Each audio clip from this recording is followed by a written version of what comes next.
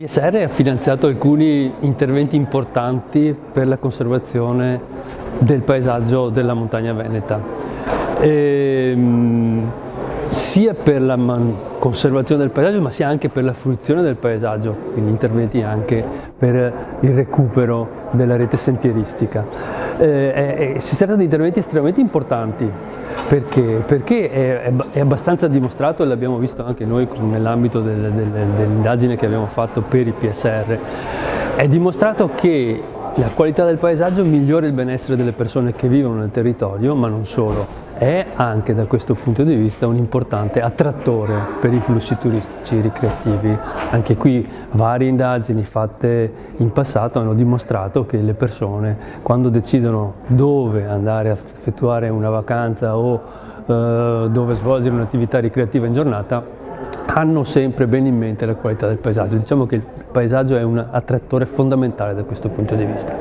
Ultima cosa importante è che sta aumentando, ma di cui siamo sempre più consapevoli, è che la qualità del paesaggio è uno strumento importante di comunicazione della qualità dei prodotti agroalimentari e della specificità dei prodotti agroalimentari. Ecco quindi nuovamente l'importanza di conservare la qualità del paesaggio. Naturalmente la qualità del paesaggio non è la qualità dell'ambiente, ma è la percezione che le persone hanno dell'ambiente.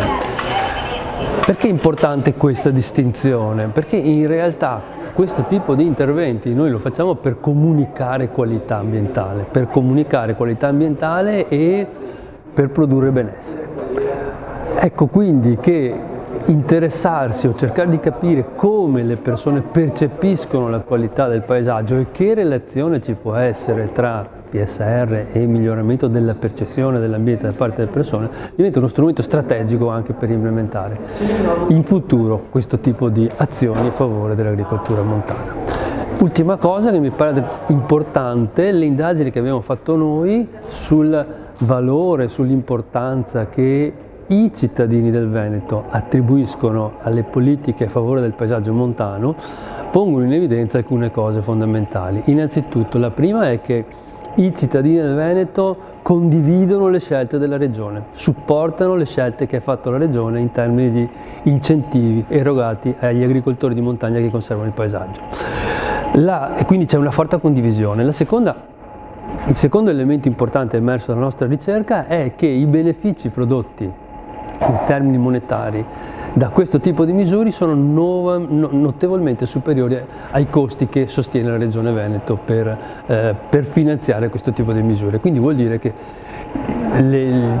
la spesa sostenuta dalla Regione Veneto tramite i fondi naturalmente europei è una spesa efficiente, nel senso che dà molti più benefici di quello che costa poi realmente alla collettività.